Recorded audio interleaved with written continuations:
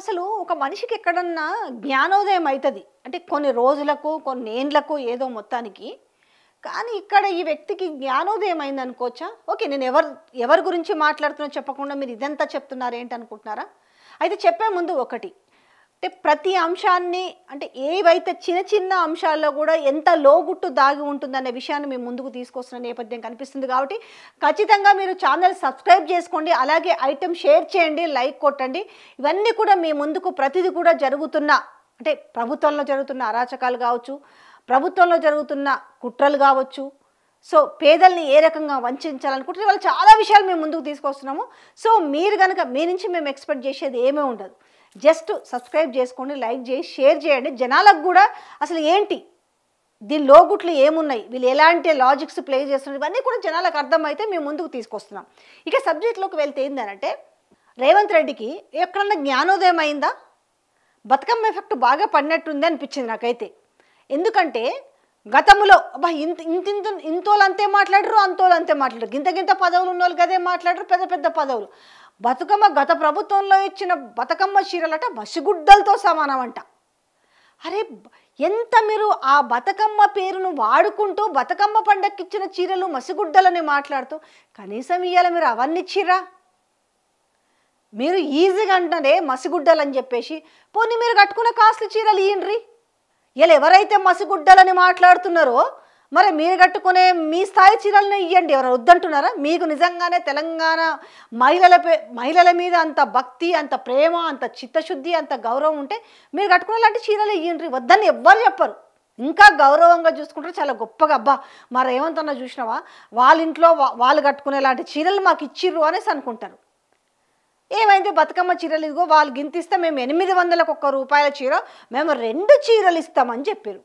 ఆ 2 లేదు 1 లేదు, అది కూడా మళ్ళా పొదుపు సంఘాల్లో ఉన్న వాళ్ళకే ఇస్తామని చెప్పారు. సో ఏది ఏమైనప్పటికీ అవి పండగకైతే చేరలేదు. ఇక ఆయన బతుకమ్మ తెలంగాణ తల్లి విగ్రహం నుంచి ఆయన ఆ విగ్రహం మార్చడమే కాకుండా తెలంగాణ తల్లిని ఆ ఉన్న చేతిలో నుంచి కూడా బతుకమ్మని తీసేసిండు. ఇప్పుడు ఇవన్నీ కూడా ఏమైంది, ఈ 2-3 రోజుల నుంచి విపరీతమైన టాపిక్ అయిపోయింది.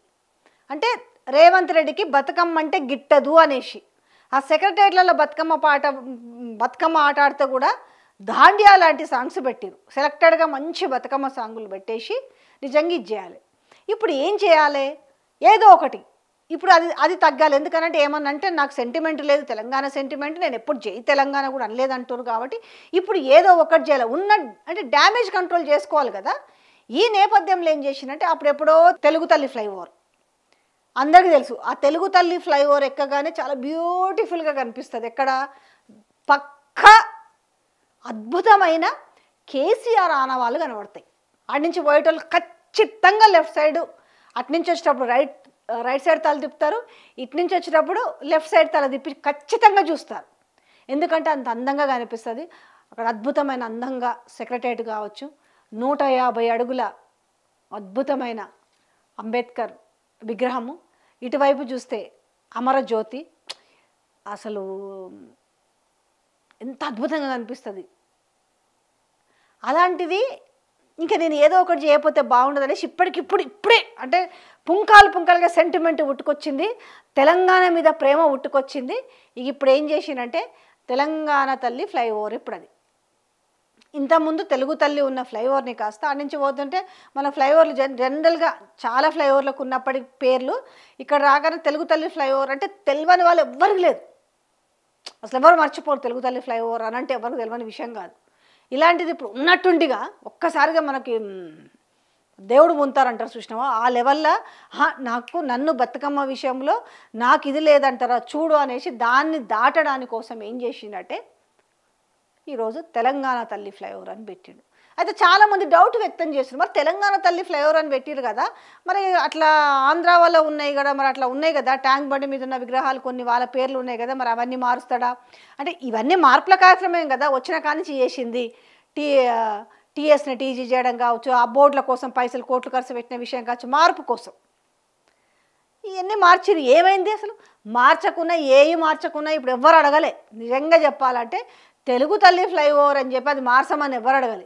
అదే మరి టీఎస్ని టీజీ చేస్తామంటే మనకి ఎందుకు రాని ఆయన తెలంగాణ స్టేట్ అనేది మంచి క్లియర్గా ఉంది కదా, దాన్ని మార్చడం ఎందుకు, టీజీ పెట్టడం ఎందుకు? ఎలాగో తెలంగాణలో జీ వస్తుంది, కానీ ఇక్కడ టీఎస్ అన్నప్పుడు తెలంగాణ స్టేట్ అని ఉంది కదా, టీఎస్ అని ఉంటే పోయిందే ఉంది అన్నారు.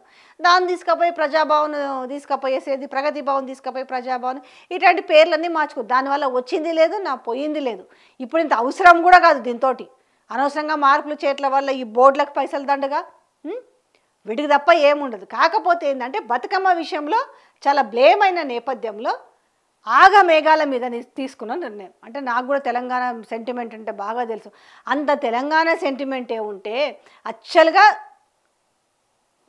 తెలంగాణ తల్లి విగ్రహం మార్చాల్సిన అవసరమే లేదు. వాస్తవంగా మాట్లాడాలంటే చేసిరు.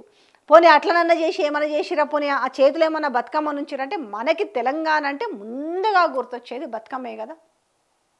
అట్లాంటి బతుకమ్మ లేకుండా చేసేసి ఇలా బతుకమ్మ మీద లేకుండా చేసిండు, ఇలా బతుకమ్మకు గౌరవించలేడు, ఇలా తెలంగాణ సెంటిమెంట్ లేదన్న దానికి ఈరోజు ఎక్కడో జ్ఞానోదయం అయినట్టుగా ఉన్న ఒక అపవాదు నుంచి తప్పించుకోవడానికి ఈరోజు ఉన్నట్టుంటిగా ఫ్లైఓవర్ పేరు మార్చడం జరిగింది అనేసి పబ్లిక్ అంతా కూడా ఇదే మాట్లాడుకుంటున్నారు. ఏ మార్పు జరిగినా దేనికి జరిగింది, ఏ ఇంటెన్షన్తో మార్చిరు అనేది ఆ మాత్రం ప్రజలు ఏం యాదికి చేసుకోకుండా ఉంటారు. వాళ్ళకి ఆ మాత్రం అవగాహన లేకుండా అయితే ఉండదు కదా.